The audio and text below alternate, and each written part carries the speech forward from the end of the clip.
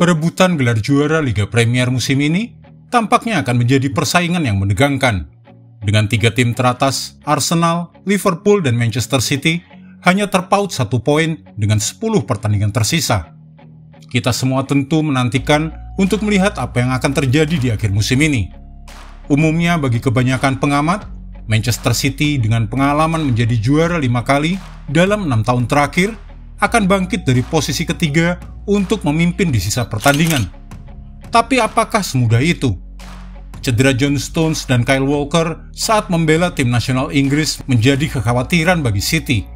Sementara fans Liverpool akan khawatir dengan kondisi Andy Robertson yang pincang saat keluar lapangan dari pertandingan antara Skotlandia melawan Irlandia Utara. Drama Liga Inggris akan berlanjut pada hari Minggu ketika Arsenal bertandang ke Etihad Stadium, di mana City yang tidak terkalahkan sepanjang musim, namun mereka pernah ditahan imbang di kandang sendiri oleh Liverpool, Chelsea, Tottenham Hotspur, dan Crystal Palace. Ini terlihat seperti ujian berat bagi Arsenal. Tahun lalu pada momen seperti ini, mereka memimpin klasemen dengan 8 poin. Tetapi selanjutnya, mereka kehilangan 15 poin dalam 10 pertandingan terakhir, termasuk kekalahan 4-1 di markas Manchester City. Dan para pengamat saat itu menyebut mereka menggembosi sendiri peluang juara mereka. Pertanyaannya sekarang adalah, apakah Arsenal musim ini lebih kuat dan tangguh mentalnya dengan kehadiran bek William Saliba yang siap tempur? Dan apakah Declan Rice bisa membuat perbedaan besar di lini tengah? Mari kita simak analisanya.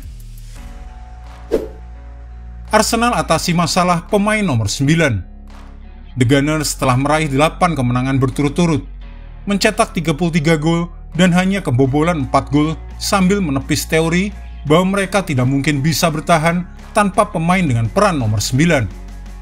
Pemain lain telah mengambil alih beban mencetak gol, terutama Kai Havertz dengan 4 gol dalam 4 pertandingan terakhirnya, Bukayo Saka dengan 7 gol dalam 7 pertandingan, dan Declan Rice dengan 3 gol dalam 5 pertandingan. Bukayo Saka absen dalam 2 pertandingan persahabatan Inggris baru-baru ini, tetapi akan mengejutkan jika dia tidak fit untuk pertandingan sekrusial melawan City. Gabriel Martinelli kemungkinan juga akan bisa dimainkan. Arsenal telah memenangkan 3 pertandingan tandang terakhir mereka dengan skor 6-0, 5-0, dan 6-0. Tetapi City tentu saja akan menjadi lawan yang berbeda. Seberapa berani manajer Arsenal Mikel Arteta melawan mentor lamanya Pep Guardiola? Dia tahu bahwa hasil imbang membuat keunggulan 1 poin Arsenal atas City tetap akan utuh. Atau akankah dia melihat bagaimana intensitas dan permainan menyerang dari Liverpool yang memecah belah ritme normal City di Anfield baru-baru ini saat berhadapan langsung dengan sang juara bertahan?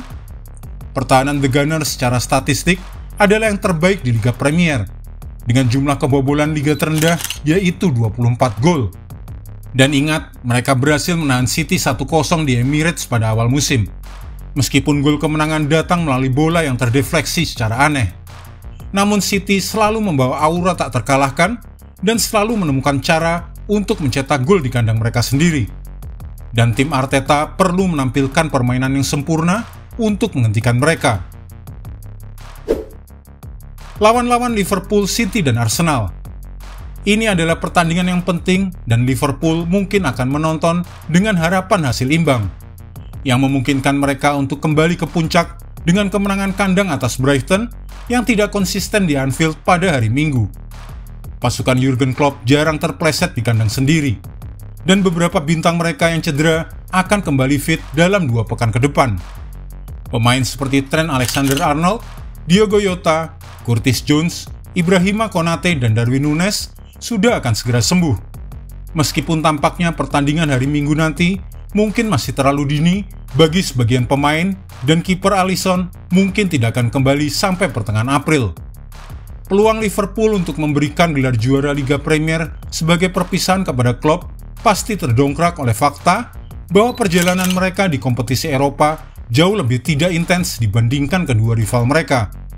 Ingat, Arsenal harus menghadapi Bayern Munchen, dan Manchester City bertemu Real Madrid dalam 2/4 laga final Liga Champions. Dan pertandingan tersebut akan jauh lebih mengganggu daripada perjalanan Liverpool di Liga Eropa melawan Atalanta. di mana Klopp mungkin bisa merotasi skuadnya.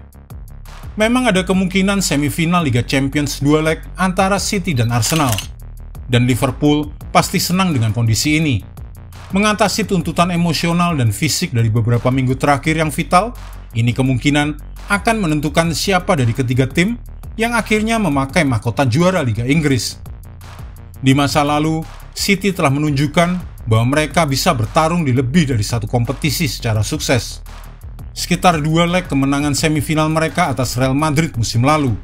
Mereka mengalahkan Leeds 2-0, Everton 3-0, dan Chelsea 1-0 dalam perjalanan mereka menuju gelar Liga ketiga berturut-turut.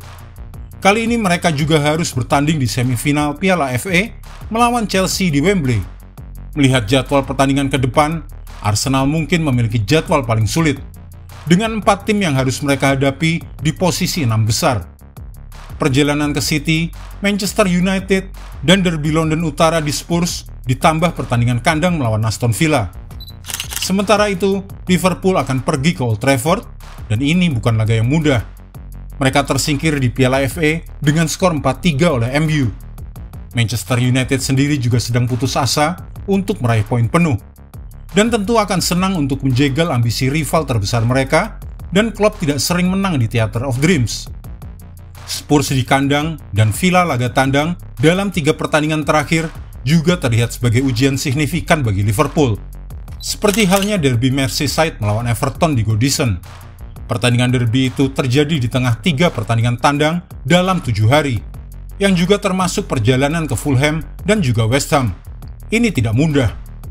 2 pertandingan City berikutnya, yaitu melawan Arsenal dan Villa di kandang, adalah 2 pertandingan terberat mereka, dan mereka masih harus memainkan pertandingan melawan Tottenham, di mana mereka gagal mencetak gol atau menang dalam 5 kunjungan sampai akhirnya meraih kemenangan 1-0 di Piala FA di awal musim ini.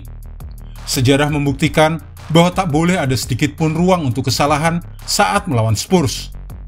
Jadi terlepas apapun hasil dari pertandingan akhir pekan ini, antara Manchester City versus Arsenal maupun Liverpool versus Brighton, persaingan perebutan gelar juara tampaknya tetap akan berlangsung panas hingga pertandingan-pertandingan berikutnya.